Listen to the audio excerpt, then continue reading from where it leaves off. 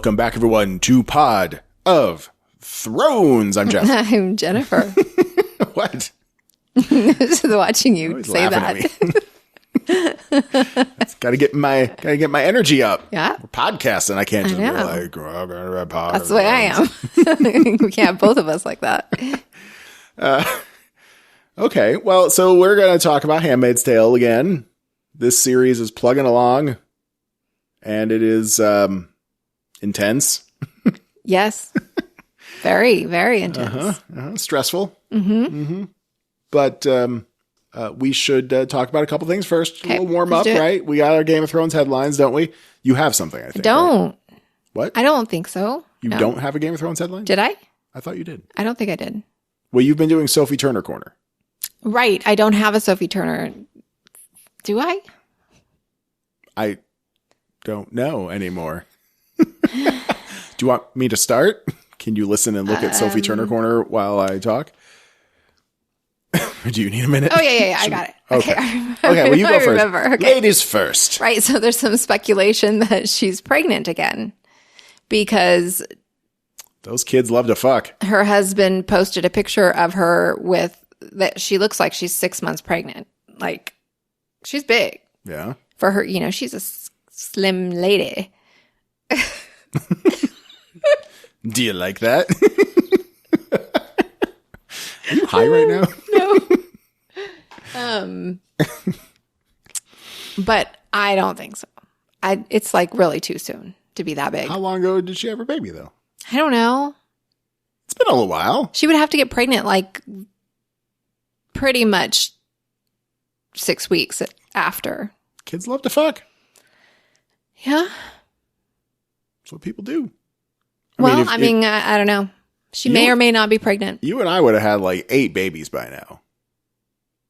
If either of us were capable. We weren't broken human beings. Well, that part of us is broken by choice. Yeah.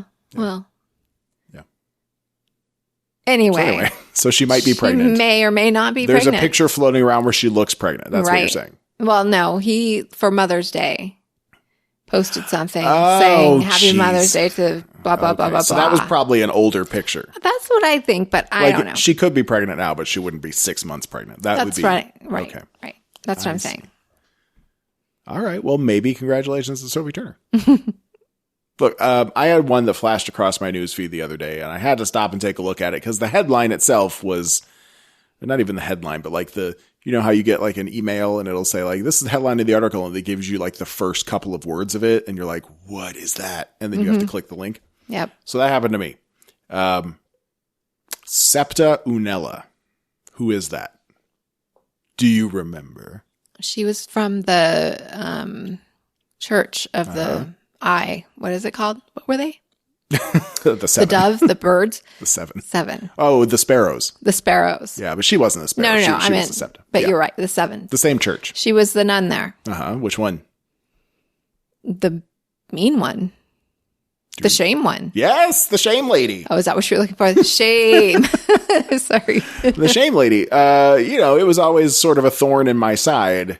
Right. We didn't get to see. No closure on her. No closure. She's just assumed dead. I really wanted closure on that one. Yeah, me too. So it's not that, but that's what I thought the headline was leading to. But noteworthy, nevertheless, is that people are still talking about her. Like in a recent interview, because she, I guess, is now on the show Ted Lasso, which I've heard we should watch. Okay. I think it's a sitcom. It's about sports. One of the SNL guys. Fuck. Anyway, Ted Lasso, I've heard is good. That's my point. But she's on that show, I guess. And Hannah Washington is Hannah. Oh my God, my eyes are going. Hannah Waddingham. That's different from Washington. A little bit. Hannah Waddingham is her name. And she was Septa Unella, and they were talking about what happened to her. So I thought this was going to be, because they were saying that they changed some stuff, and I thought, oh my God, there were going to be more shame lady scenes. And maybe not so much. But what they did say, there was a lot of hubbub back when Sansa Stark married Ramsay Bolton and started her life of misery. Yeah. I'm sure you recall that. A lot of bad press, a lot of social media uproar. Right? How dare you? So that came up, excuse me, my God, in a recent interview. And she said that her scenes got changed. I'm not going to try to do her voice, but she said she was meant to be raped by the mountain. And I think they'd had so many complaints about the rape of Sansa that they chose not to go with it. I think they probably changed it when I was mid-air flying to Belfast, because suddenly I got sent these new sides, which are your pages for the day, and that said that I would need a wetsuit top. And I thought they had sent me the wrong bits. And sure enough, when I got there, I was then put in a wetsuit top, and I was like, because? And they went, oh, it's waterboarding instead. And that was all we got from her, was like one very brief amount of torture that we saw her start. And then they left her with the mountain, right? And he was like all, that's when he took off his helmet and he was all goopy. Yeah. Kind of gross looking. But yeah, that was it.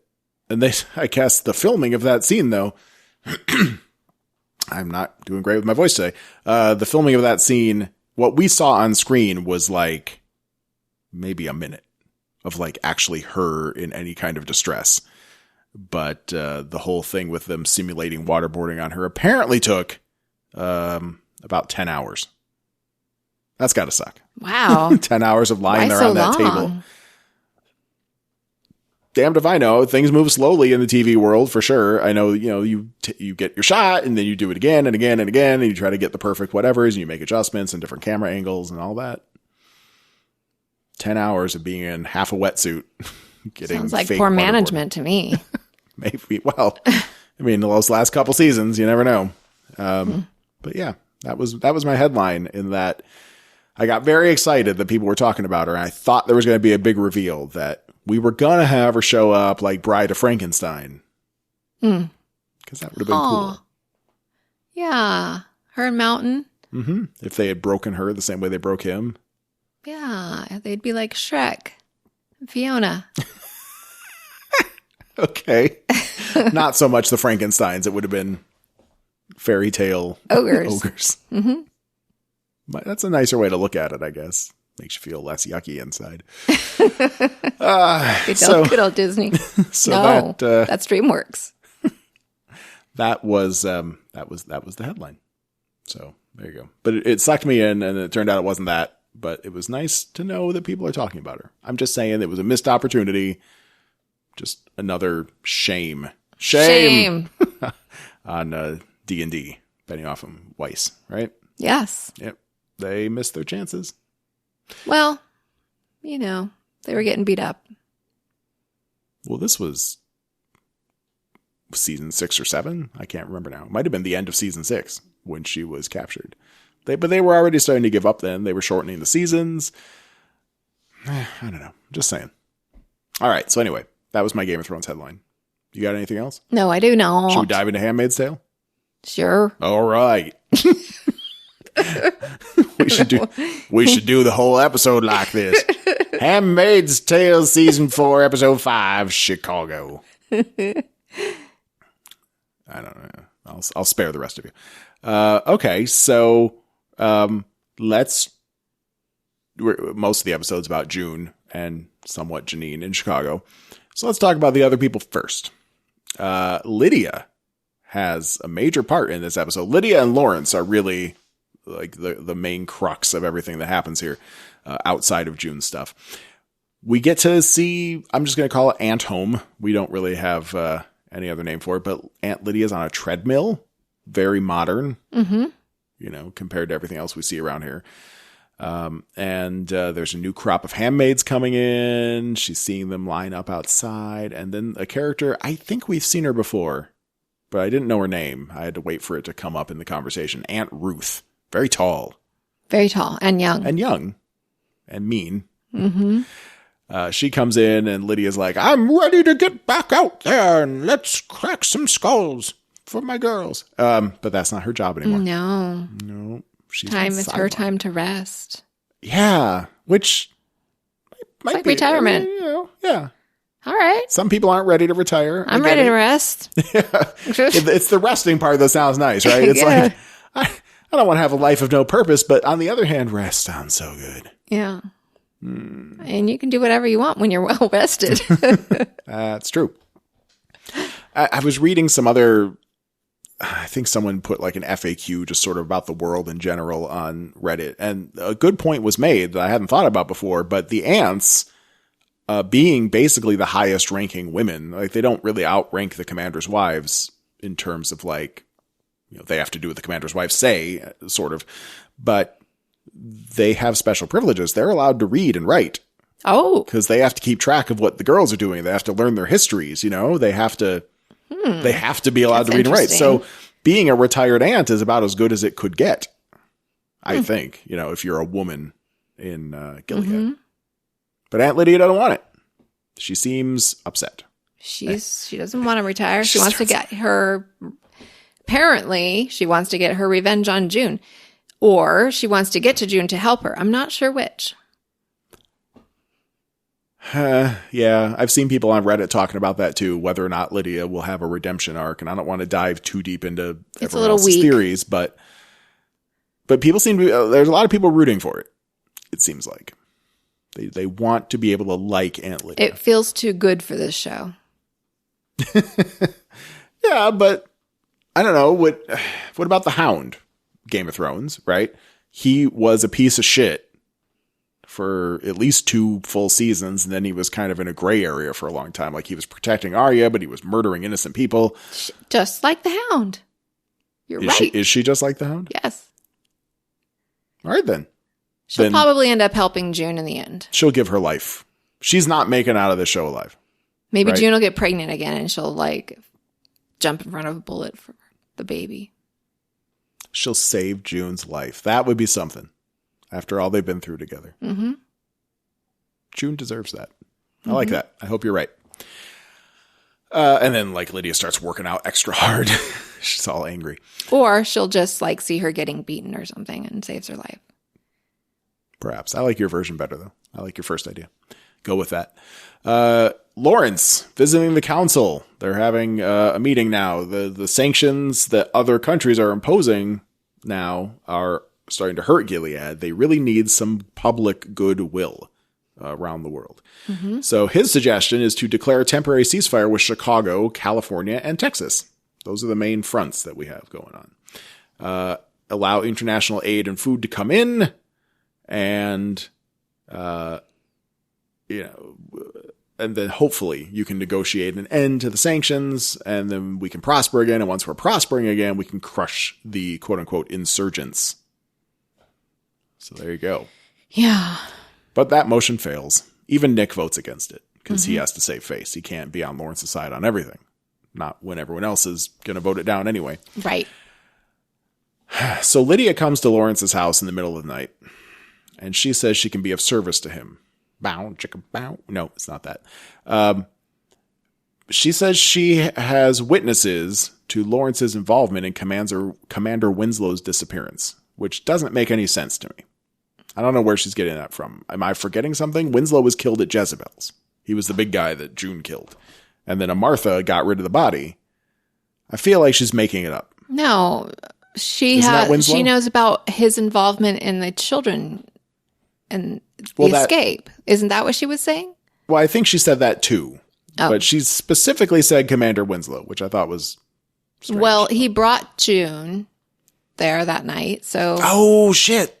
You're right. He was waiting outside. God, he was her ride. I can't do this on my own, lady. I need you. Mm-hmm. You are here to help me because my brain don't do everything. Well, mine barely does anything. So Lydia's thing is that she wants reinstatement, but he doesn't really have any powers, and he doesn't really care necessarily. But what he wants, if she can help, is dirt on Commander Calhoun, who I believe is the guy in charge of the council right now.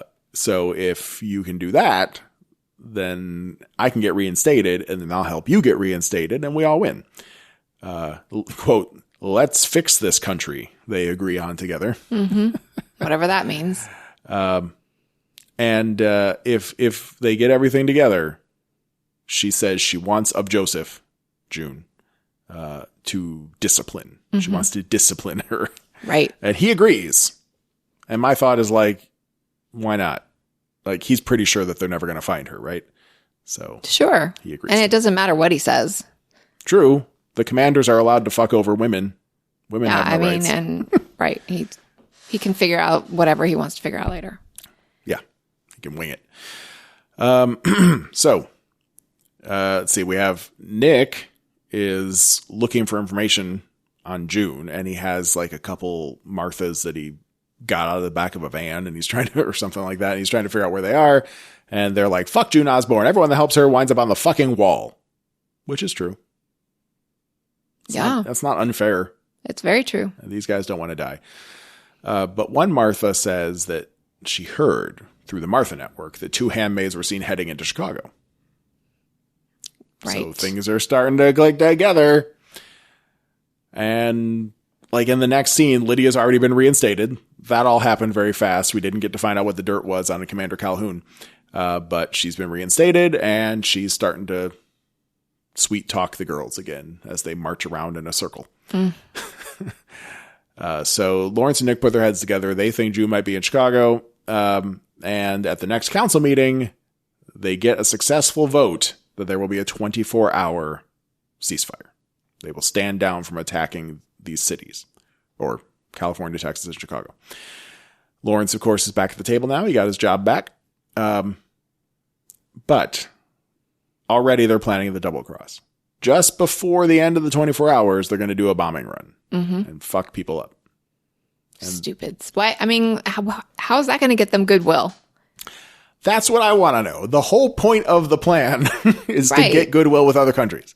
And then you're immediately going to fuck over. I mean, we're talking about the NGOs, the non-governmental organizations, the aid workers. They're talking about NGOs in this, and you don't bomb them.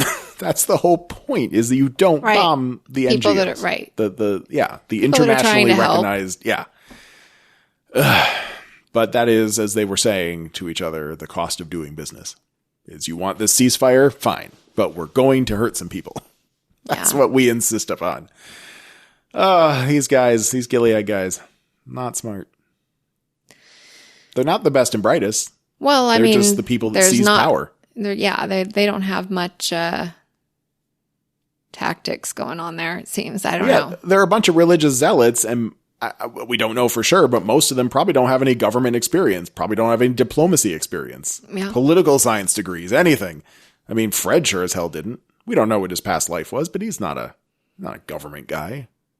Who knows? I think we found out, but I don't remember what it was. I think, wasn't he a teacher or something? Lydia was a teacher. Serena was a writer. We got more information on the ladies than we did on the men. I don't know. Anyway, so that was that. And then that leads us to June, since her stuff ends where their stuff also ends. Okay. We have a little flashback of the before times with Luke. June's remembering when things were good. And she's trying to, I guess, block out the sound of Janine and Steven fucking. I guess Janine's into it. At least a little bit. I mean, just be quiet. You have control over yourself.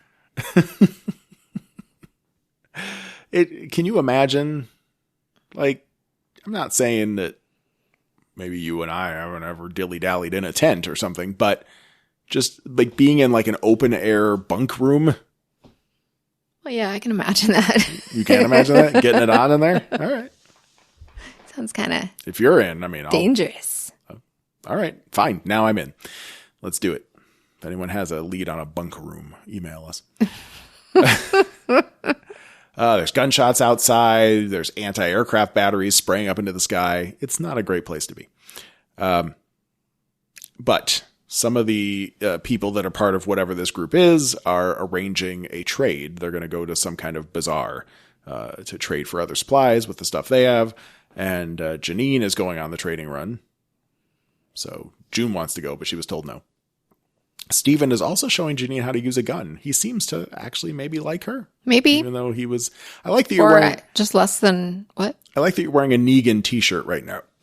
Since our first conversation with Steven started with like, he's kind of like Negan. He's like, I'm not going to rape you, but if you want what you want, I want sex. Right. Yeah.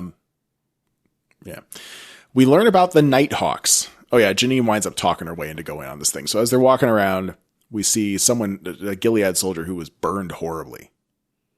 And these guys blame it on a group called the Nighthawks. Apparently, they're very violent. They have to hide in a shop. There's a fight between June and Steven, blah, blah, blah. Because June's like, why don't we just kill these guys? And he's like, dummy, they'll just bomb everything if we start killing their people. And they wind up at the Chicago Natural History Museum, which was kind of cool. Very cool. They set up their bazaar there. All Janine wants is a Chicago Cubs baseball cap to give to Steven, which is sweet. Very sweet. Janine is just adorable. Mm-hmm. And they trade away their red cloaks. No more red cloaks, babe. How do you feel about that? I love that. I don't know. I'm conflicted because it seemed like it was, I don't know, it was like a big moment for them. And I just kind of feel like they didn't explain it enough. Explain what it felt like to get rid of it? Or? Right. I don't know. For them, I hope it feels good. Right. I would be like celebrating. I'd be like doing the dance. I don't know. And they're very nice, cloth. Yes. I'm sure it'll keep people warm. Yeah. It was a good thing to trade. Just for a baseball cap, too. The guy wanted both of them. Kind of a dick move, but whatever. Yeah. But who wants to wear a red cape in this day and age? Also true. I would think they'd make a good blanket more than anything. Yes. Mm-hmm. A slanket. Like that time that we had some laundry issues and we didn't have a blanket on our bed, so I just slept under my bathrobe that night. Mm-hmm. It actually worked out. Okay, so June has had enough of this shit. She wants to go find the Nighthawks. She is going to leave Steven's, whatever they are. But Janine likes Steven and she wants to stay. Mm-hmm. And June doesn't want Janine to get hurt. She's assuming Steven's taking advantage of her. And yeah. Yeah, like nobody can be into you. That's the way Janine felt. I'm sure that's not what June meant, but that's what Janine felt. No, I'm sure it's not. It's probably more a knock against Janine's like emotional intelligence or something more than anything, right? But Janine, how do you, as a woman, how do you feel about it? It seems to me like Janine is willingly offering up sex for the stuff she needs. Is that okay? How do you feel about that? I mean, it's okay if she's okay with it. That's fine. She seems to be. But if you're not okay with it, then don't do it. I don't know. It's each and every person's choice is what it should be.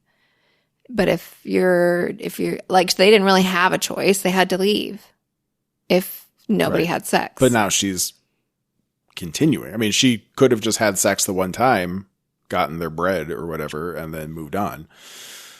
But she's keeping it going, and she seems to like him. Yeah. I think she's okay with it? As long as it's not abusive, sure.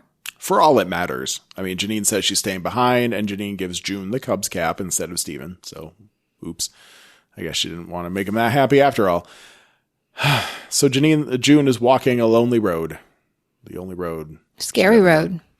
And there's this whole tense moment, and it's just Janine following her. God. Janine! So what the fuck? All that drama. Yeah, kind of a waste of time, people. Yeah, that was... Could have skipped that. Yep, I agree. Although it all goes back to one lesson that Janine has for June, which is handmaids always walk in twos. Well, that makes you kind of a big target. A little bit. It does make Janine, again, sweet. Very sweet little baby angel. And we got to see her backstory. Was that in this episode? No, that we talked about that. Oh, okay. With her boy. Yeah. And then they're walking. So they have directions to where the Nighthawks might be or right. And why are they going there? What's their plan? They think they can go there. June just wants to be like, hey, Nighthawks, I want to hurt. I'm June Osborne. Maybe. Don't you know who I am? Maybe. That would probably get your foot in the door, right? Maybe. Like, I don't know. Or get you in the door. Sometimes people are like, who? But here's the thing I don't understand. They got directions. If anyone can explain this to me, please do. They got directions from where they were, Steven's camp, to where they think the Nighthawks might be. And somehow the path they're taking takes them right past what appears to have been a Gilead base of operations. And I say that not because I remember seeing anything from Gilead, but because no one was there. There were tons of like MREs and other equipment sitting there, and it was all just abandoned. Right. And it seemed to be abandoned because the people that were there knew a bombing run was coming. Right. So I think that was Gilead, like a Gilead. We know there's Gilead people in the city. Base. We had just seen them. So like, they were doing actually at a patrols. Gilead base instead of. Yeah, like they just their path took them right past a place where a bunch of Gilead guys should have been. I think that's what that was. Maybe. But I don't have any other explanation. Right. So that all said, that doesn't make any sense. That was weird. I mean, at first I was thinking that other group, the Black Panthers or whatever they're called. The Nighthawks? Yes. I thought that they took it over and they were like occupying it. But then they said, then they would have been there. Do you think the Nighthawks did this? And she's like, yeah. They abandoned. It looks like they got out of here quick. Right. So that's where you got all that from. That's why you knew it wasn't the Black Panther base. Nighthawks. I hope we meet them, and I hope they're cool. They have to be cool, or else it's going to be really just like. June will fall in love with somebody else. The Black Hawk commander. Probably not. But before we speculate on stuff like that, this episode then ends with that bombing run. And it's a different bombing run, I guess, because it's not the one at the end of, or maybe it is. I don't know. Yeah, I guess it must be. Like the NGOs are going to get out of town and then they're going to do a bombing run before the 24 hours is up. So it must have been that, I guess. Right. Because it's this sudden bombing run. Janine and June are both caught in it. And we don't know what happens to Janine. June is a little fucked up. A lot. And is, I don't know, stumbling around the rubble. And then in the dust clears. Moira. With a blue vest. Mm-hmm. Working for an aid group. And that's how the episode ends, of Moira just being like, what the fuck? And then the thing. Yep. Mm-hmm. Uh-huh. Mm-hmm. Yep. All I can say is that Janine better not be fucking dead. She can't be. We got to have that closure, right? Don't leave us without closure. You want to talk about the next episode? We haven't been talking that long. Sure. Why don't we just finish this? We're current. Season 4, episode 6, Vows. Now, I'll just say it now. We know we don't find Janine in this episode. No. So. No. Again, I'm going to have to go back to Game of Thrones. If we don't see a corpse, there's a 90% chance that character will return. Mm-hmm. Not always, like Septa Unella, for instance. But there's a pretty good chance we're going to see him again. Yeah. So I have faith in Janine. Janine, I'm pulling for you, lady. You're my favorite. June can suck it. I agree.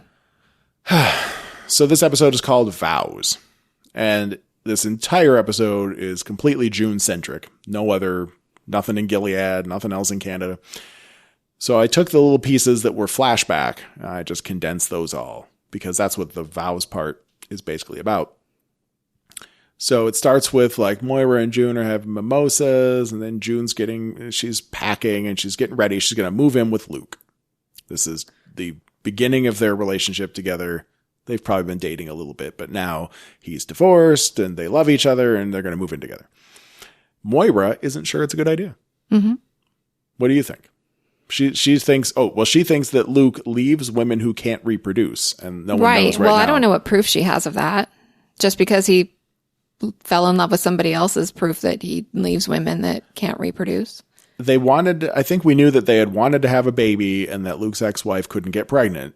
But Luke's ex-wife also seemed a little zealoty, like kind of super religious. Maybe Luke decided he wasn't into that. Maybe. But he could have known that beforehand, unless she changed. Yeah, she might have changed. Yeah. Or maybe he changed. Sometimes people grow apart. It's part of being young. So yeah, Moira doesn't quite trust him. And that upsets June. Yada, yada, yada. They have a little bit of a tiff. And fine, June moves in anyway. Luke welcomes her to the new place, but June is rattled because of what Moira said, and it shows. So they have a talk about vows and what were the vows at your wedding, and what were the vows be when we get married, and all this. But basically she has a little breakdown and says, "What if I can't have kids?" And he says he's gonna love her no matter what, even if there's no kids. What if I have somebody else's kid? She wasn't thinking that far ahead, unfortunately. But we do get a nice scene at the end of the flashback set where June tells Luke she's pregnant. They bump into each other on the sidewalk after she just found out, and he's ecstatic beyond belief. Mm-hmm. We had seen plenty of other scenes where he seemed to be a really good dad to Hannah. Very hands-on. It seemed like they were doing great. They were like a perfect family until all hell broke loose. So we'll see where that goes in terms of the rest of this episode. Okay, so the rest of the episode in real time. Moira meets June in the rubble, and June doesn't even know what's happening. She doesn't even recognize Moira at first. She just keeps talking about how they need to find Janine, and Moira tricks her into saying, well, she might be in the medical tent. Let's get on a truck and we'll go check. Yep. And the first medics that see her think that June probably has a pretty bad concussion. They're going to have to get her checked out. And at some point in all that, June finally recognizes Moira, and the tears start flowing. Yay. But she still has to find Janine. But she forgot about it for a second. She was happy to see Moira, which was nice. And the whole triage area is set up on a dirty-ass dock in Chicago. Not a nice-looking place. And there's a bunch of Chicagoans. I don't know. I don't know if you can call them refugees when they're still in Chicago, but they're at the gate looking for whether it's food or medical attention, whatever, but the fence is locked up. And we get to see Una. So Una's the one that runs this whole thing, and she's the one that is dating Moira right now. Right. We met a few episodes ago. Tall lady. Mm-hmm. So they're talking about June, and Una says they can't take June out of here because it's against the rules for the relief organizations. You can't. Well, so is bombing us before the 24 hours is it. You know what? That's a goddamn good point. They bombed the fucking fuck. Right. That. Mm-hmm. Yeah, no, you're right. I think Gilead, they broke the rules first. Mm-hmm. And if you're going to break the rules first, then you're right. Or maybe they did it right at the 24-hour mark. Well, if they had, then Moira probably wouldn't have been in the city. She shouldn't have been, but who knows? I don't know. Loose ties. I think you're right. Una should have thought of that too, or Moira should have. Someone should have. But Moira doesn't give a shit. She's going to sneak June onto the boat anyway. But June doesn't want to go because she doesn't have Janine or Hannah. Right. Oh. Moira says Hannah's safer without you, lady. Let's get you to Canada. You can fight him from there. I have to agree. Like, you don't know where Hannah lives. It's America. What used to be America. There's a lot of places that Hannah could be. But she knows where the people are that know. Sure. But they're all surrounded. And there's a war going on right now. Everybody's going to be like moving in places, you know. I get all that, but the odds of her getting to Hannah at this point, pretty slim. Sure. Yeah. And Hannah doesn't, just like that one kid, she would be traumatized by it because she grew up with these other people that she loves now. Something just popped into my head. If you were June, or in a similar situation, would you trade Nicole, or whatever her name is really supposed to be, baby Nicole, for Hannah? Oh my God. Fred and Serena get their quote unquote baby back, and you get your girl who you raised for many years before the apocalypse. Oh God, no. You couldn't do it? No. All right. I mean, one life is more important than the other at this point. You're more attached to Hannah, but you haven't seen her in years, and you were like nursing this other baby just recently. That does create kind of a bond, huh? Oh, yeah. I've never done it, so The other day, I was walking down the hall, and I thought about, like, the kids when they were babies, and my boobs started feeling like they were getting milky. Oh, God. It was weird. How long has it been since you breastfed a child? A long time. Yeah, okay. Wow. Okay, yeah, I don't know what that's like. So, all right. I was just thinking that could be a place where the plot goes. All Fred and Serena want back is their baby, so if they can figure out a way to make a trade, maybe it goes that direction. Maybe it'll come up, and maybe June will say no. Maybe. Okay. So whatever this organization's called, Una's thing, they're getting ready to go. They're packing it all up because it's not safe to stay and keep offering aid. So they're packing it up, and they had like extra food and medical supplies. And Una's like, we can't leave them behind. These guys will kill each other trying to get to them. That's kind of shitty. Just leave the food. Yeah. They need food. And it turns into, since we're all Game of Thrones fans here, it turns into Hard Home. Yeah. Like the zombies in Hard Home break down the gates of the walled city, and then they start storming in while Jon Snow and all of the wildlings get away on boats. And then they're just standing there at the edge of the water. All we needed, it was almost the exact same scene. We just needed one person in front with like piercing blue eyes to stare at Una as she sails away. They broke down the fence. They charged at the boats. The boats were getting away. They couldn't do anything about it. They just reused the whole scene. Yeah, it was like shot for shot. Una killed one of them with a sword. Maybe that was the raw footage of what Hard Home, they used like real people, and then they filmed it on location in Chicago. And then they had to turn everybody into zombies. It could have been. If someone said that that's how they made that scene, I'd believe it. Okay, so then there's this cute little heart-to-heart on the boat where Una apologizes to Moira for not bringing June along, and Moira's like, but there's going to be a port inspection before they can actually cross into Canadian waters. So Moira has to fess up. Yep. And this turns into a whole ugly scene where these guys have to decide what to do with June. Do we turn her in, or do we try to help her? And it's pretty evenly split. And June offers to be turned in. She's like, fuck it. You guys are fighting too much. I guess I'll just die. Horrible. Yeah, she's risking everybody's life. Okay, well, Una's argument, it's not even so much that they'll necessarily have their lives at risk, but Una's argument is if we get caught sneaking out a refugee, we will never be allowed to go back in. Mm-hmm. So is June's life more important than all these other people? Right. Moira thinks it is. But I sort of think maybe because... If she started a revolution, sure. Well, she's already done so much, but if you can get June out to the world to tell her story as a political refugee, she might be worth more than the lives of most of the people in Chicago, and just to put pressure on Gilead to really ramp up those sanctions and everything. Yeah. Well. But whatever, June volunteers to die. I wrote down a note that maybe Nick's going to be on the inspection team and he's going to make everything okay. Mm-hmm. Since he just keeps showing up everywhere. I thought so too. I was wrong. But so was I. Yeah, I guess that's why I don't write TV shows.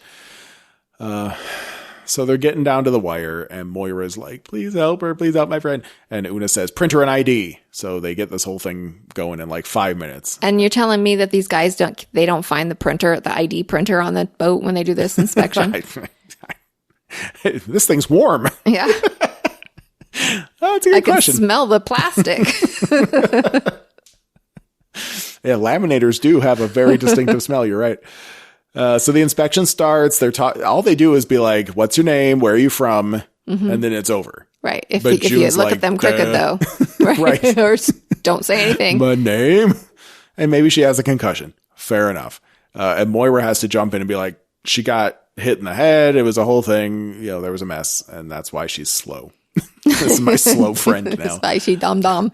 So, but the guy goes for it, and they make it into Canada. It's one of those moments where I'm just picturing like sitting around at a tabletop role-playing game, and one of the people at the table comes up with this implausible story about why someone needs to get through this situation, and you roll the die, and it comes up a 20, and the game master has to just be like, yep, well, the guard goes for it. You guys get to go through the blockade now. It just seemed very, very improvised. I am not the one you're looking for. Yeah. That would have made more sense. At least there's magic involved. Okay. So they get into Canada. Una and Moira are fighting. They've broken up and apparently won't be working together anymore either. And I don't know if that's because Moira's fired or Una's just assuming she's going to be shut down. Yes, I think that's what it was. You think that's what it was? Okay. So June's like, fuck it, and decides she's going to get on a lifeboat and escape. Why does June do this? Because I probably would do the same thing. I don't want to be... She knows all the people that she's killed. Yes. And she wants to go find Janine and Hannah. But she can't. How? She thinks she's a super, she thinks she can. She's a super mom. She's like Morgan from The Walking Dead. Like, I can't die. Yeah. Dying is not what I do. Right. I can do a lot of other things, but I don't dying do is not one of them. I guess, June thinks that they'll hurt Hannah if she doesn't go back, and she's mad at herself for not saving Hannah, and she thinks that Luke won't forgive her. For not bringing her back. For not bringing Hannah back. And Moira says to have faith. I think Moira at some point, I don't know if it was this conversation or the one earlier, also says, if you get caught, they will kill you, and they'll kill you in front of Hannah. Like, they'll make Hannah watch. That's what Moira is assuming at this point. And that could be true. Maybe. Maybe. Or they'll, who knows? And then the boat docks. June is looking all nervous. Luke shows up at the boat. He gets on the boat. He stares at June for like 5 minutes of just dead silence. And then she says she's sorry. She doesn't have Hannah. I cried. Did you? Yeah. Yeah, I thought you might. And he hugs her. And she steps off the gangway and touches foot on Canadian soil. She's free. She's free. What happens next, though? Because she is going to have to explain herself. To who? Someone. Everyone? Someone in the Canadian government. I don't know. She's going to go talk to that lady that Luke knows at the embassy or the whatever it is. I don't know. Well, there's that whole organization devoted to accepting American refugees, but normally they come in through the border. They'll probably be... she's going to meet with that guy that's working with Serena and... Oh, Tuello. Commander. Mark Tuello. I think his name's Mark. Yeah, that'd be great. Sure. He could pull some strings. What kind of strings you want him to pull? Getting her refugee status without making it look like they stole her? Like something really illegal happened. That's what she needs. She could just say, I walked in. I was clinging to the side of the boat. Yeah, she could say she walked in. But I felt like they should have put her in a laundry cart or something and gotten her off the boat. Yeah. And snuck her over to the southern border of Toronto or something and then just had her walk into town. Doesn't seem like there's a whole lot of people looking. For June? No, I mean at just the dock? Anywhere, No, yeah. Probably not. Yeah, I mean, it's Canada. People they're not suspicious. Fine. Everything's fine. It's fucking Canada, man. Good old Canada. They'll save us. Yeah. Well, I don't know about that, but just nicer. They're just nicer. You know? Maybe. As a people, not individually. There's some assholes in Canada without question, but I believe that if America was in the kind of situation that we're in this show, that Canada would do what we see in the show and be like, if you can get in the country, they shut down their borders. We'll give you a place to stay and make sure you can eat, that kind of thing. They shut down their borders. Who did? Canada. For travel. From COVID? Yeah. Well, yeah, that's different. That's not a refugee situation. That's just idiots not wanting to put on a mask and thinking they could just cross a border to get away from the restrictions. Well, that's more. I'm just saying the grass isn't always greener. You don't know. Supposedly, we know some people in Canada. I know. I know they're struggling with vaccines, but overall, they're doing all right. CVS has a surplus. Maybe they can ship some up to Canada. I hope. We got to start spreading the love here. Ship them to Canada. Hey. So we'll see what happens in the next episode. That's going to be some kind of search for asylum. But I am... Or an attempt to get back in again. Oh, gosh. She'll just try to sneak south over the border and evade Mounties. Yeah. Just to try to get over there and not get shot. No, I don't think so. I think she's going to wind up on television. I think because we saw, with what what's her name? The Martha. She had a real Rita. Oh, with right. Rita. Like they put Rita up on stage to like talk about her experiences for a couple minutes, but you get June out there. She's got a lot to say. Oh, yeah. So, and I mean, June's pretty badly traumatized, but I think she'll be up for it. Like, I think. Oh, yeah. She'll be all right in a day. I don't know if it'll be Luke being like, please come talk about this, but it might actually be her being like, oh, so you set up this organization and I'm sort of the face of it. Let me out there because I got shit to talk about. So I'm excited to see how this keeps going. We only have, I think, 4 episodes left. Yay. I think it's a 10-episode season. I should probably It's kind of a downer. But we just got her into Canada. I know, but you know, something bad's going to happen. Yeah, this isn't over for sure. Something big's going to happen with Fred and Serena, and I don't know what that's going to be, but we keep seeing them for a reason, and it's not just to watch them bicker. Something. Well, Serena's pregnant. Well, yeah, but how's that going to play out? Right? I don't know. And now they don't need Nicole. Oh. Do you think they'll give up that idea since... Maybe. Huh. That's an interesting question. They should probably wait and see if the baby's viable, since that is still a problem in this world. And she was shot right in the stomach. Well, that was years ago. That was before I thought that she had her like uterus shot or something, and that's why she couldn't reproduce. But then that was before I realized many women had like infertility it's just problem. a common problem. Yeah. I'm pretty sure that was not intended to be linked together, her getting shot with not being able to have a baby. But she had been with Fred for a while anyway. I'm sure they've been trying to have kids. But Fred was the one that couldn't have them. She knew that. We think. She knew that. That's why she had them have sex. Nick and June, yeah. The Nick and June sex. And she watched. Yeah, she did. Do you think she went She back smoked to her a cigarette, didn't she? Yeah. You think she went back to her room later and touched herself? Thinking about that hot Nick and June sex. Maybe. Still technically rape, I guess. Yep. Or at least everyone thinks it is. I mean, technically June was willing deep down inside. Nah, she wasn't willing to be Nick. Done like that. Well, especially with her watching. Right. That was not consensual. It's not the ideal situation for them to get together. I get it. It was consensual between Nick and June, but not between Serena, Nick, and June. There you go. Yep. I guess that, yep. Mm-hmm. You're right. Okay. Let's get out of here. Anyway, that's it. So we got 4 more episodes of the season. They seem to be pretty quick podcast wise. So we've been doing 2 episodes per clip. So, we'll see. We'll be back soon. 2 more times. Another. At least 2 more times. And it's going by so fast. We're going to have to figure out what's next. Start thinking about that. Okay. If anyone has any requests for what's next, reach out to us. You can find me on Twitter at Pod of Thrones. I am at Kid Free Weekend. Or you can always email us, Jeff at podofthrones.com. Jennifer at podofthrones.com. Until then, I'm just going to go to bed and dream of Canada. They've got refugees and maple syrup and Timbits. I want some Timbits. That is. But I'm out of here. Okay.